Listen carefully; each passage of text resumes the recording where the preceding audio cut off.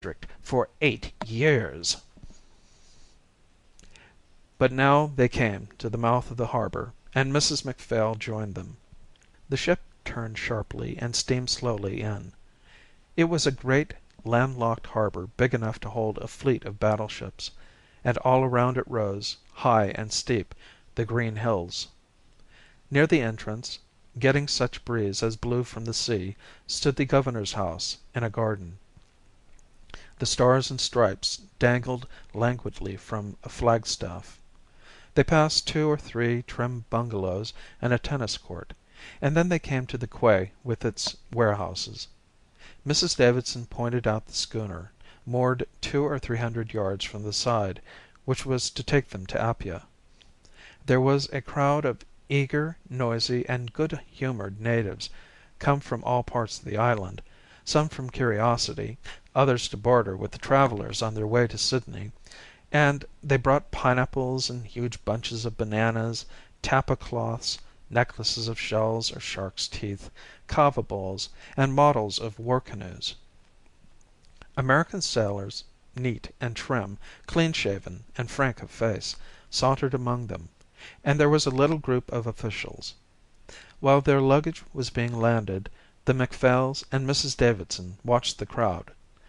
Dr. McPhail looked at the yaws from which most of the children and the young boys seemed to suffer, disfiguring sores like torpid ulcers, and his professional eyes glistened when he saw for the first time, in his experience, cases of elephantiasis, men going about with a huge, heavy arm or dragging along a grossly disfigured leg.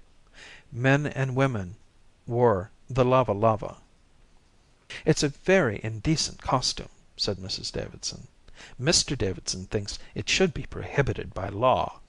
How can you expect people to be moral when they wear nothing but a strip of red cotton round their loins?" "It's suitable enough for the climate," said the doctor, wiping the sweat off his head.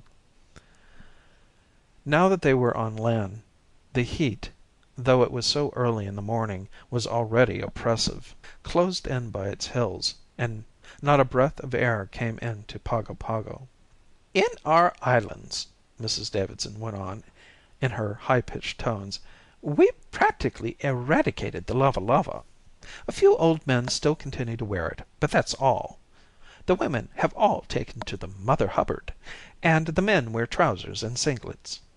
At the very beginning of our stay, Mr. Davidson said in one of his reports, 'The inhabitants of these islands will never be thoroughly Christianized till every boy of more than 10 years is made to wear a pair of trousers.'"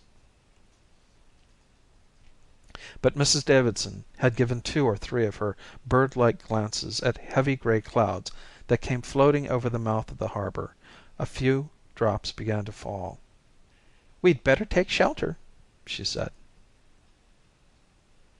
They made their way, with all the crowd, to a great shed of corrugated iron, and the rain began to fall in torrents. They stood there for some time, and then were joined by Mr. Davidson. He had been polite enough to the McPhails during the journey, but he had not his wife's sociability, and had spent much of his time reading. He was a silent, rather sullen man, and you felt that his affability was a duty that he imposed upon himself Christianly. He was by nature reserved and even morose. His appearance was singular. He was very tall and thin, with long limbs loosely jointed, hollow cheeks, and curiously high cheekbones. He had so cadaverous an air that it surprised you to notice how full and sensual were his lips. He wore his hair very long. His dark eyes, set deep in their sockets, were large and tragic, and his hands, with their big long fingers, were finely shaped. They gave him a look of great strength. But the most striking thing about him was the feeling he gave you of suppressed fire. It was impressive and vaguely troubling. He was not a man with whom any intimacy was possible. He brought now unwelcome news. There was an epidemic of measles, a serious and often fatal disease among the Kanakas, on the island, and a case had developed among the crew of the schooner which was to take them on their journey. The sick man had been brought ashore and put in hospital on the quarantine station, but telegraphic instructions had been sent from Apia to say that the schooner would not be allowed to enter the harbor till it was certain no other member of the crew was affected. "It means we shall have to stay here for 10 days at least." "But I'm urgently needed at Apia," said Dr Macphail. "That can't be helped. If no more cases develop on board, the schooner will be allowed to sail with white passengers, but all native traffic is prohibited for 3 months." "Is there a hotel here?" asked Mrs Macphail. Davidson gave a low chuckle. "There's not." "What shall we do then?" "I've been talking to the governor. There's a trader along the front who has rooms that he rents, and my proposition is that as soon as the rain lets up we should go along there and see what we can do. Don't expect comfort. You've just got to be thankful if we get a bed to sleep on and a roof over our heads." But the rain showed no sign of stopping, and at length, with umbrellas and waterproofs, they set out. There was no town, but merely a group of official buildings, a store or two, and at the back, among the coconut trees and plantains, a few native dwellings. The house they sought was about 5 minutes' walk from the wharf. It was a frame house of 2 stories, with broad verandas on both floors and a roof of corrugated iron. The owner was a half caste named Horn, with a native wife surrounded by little brown children, and on the ground floor he had a store where he sold canned goods and cottons. The rooms he showed them were almost bare of furniture. In the Macphails there was nothing but a poor worn bed with a ragged mosquito net, a rickety chair, and a washstand. They looked round with dismay. The rain poured down without ceasing. "I'm not going to unpack more than we actually need," said Mrs Macphail. Mrs Davidson came into the room as she was unlocking a portmanteau. She was very brisk and alert. The cheerless surroundings had no effect on her. "If you take my advice, you'll get a needle and cotton and start right in to mend the mosquito net," she said, "or you'll not be able to get a wink of sleep tonight." "Will they be very bad?" asked Dr Macphail. "This is the season for them. When you're asked to a party at Government House at Apia you'll notice that all the ladies are given a pillow slip to put their lower extremities in." "I wish the rain would stop for a moment," said Mrs Macphail. "I could try to make the place comfortable with more heart if the sun were shining." "Oh, if you wait for that you'll wait a long time.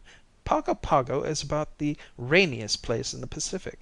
You see, the hills and that bay, they attract the water, and one expects rain at this time of year anyway." She looked from Macphail to his wife, standing helplessly in different parts of the room, like lost souls, and she pursed her lips. She saw that she must take them in hand. Feckless people like that made her impatient, but her hands itched to put everything in order, which came so naturally to her. "Here, you give me a needle and cotton, and I'll mend that net of yours, while you go on with your unpacking. Dinner's at 1. Dr Macphail, you'd better go down to the wharf and see that your heavy luggage has been put in a dry place. You know what these natives are. They're quite capable of storing it where the rain will beat in on it all the time." The doctor put on his waterproof again and went downstairs. At the door Mr Horn was standing in conversation with the quartermaster of the ship they had just arrived in, and a second-class passenger whom Dr Macphail had seen several times on board. The quartermaster, a little shrivelled man, extremely dirty, nodded to him as he passed. "This is a bad job about the measles, Doc," he said. "I see you've fixed yourself up already."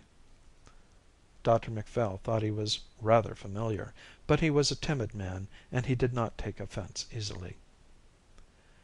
"Yes, we've got a room upstairs." Miss Thompson was sailing with you to Apia, so I brought her along here." The quartermaster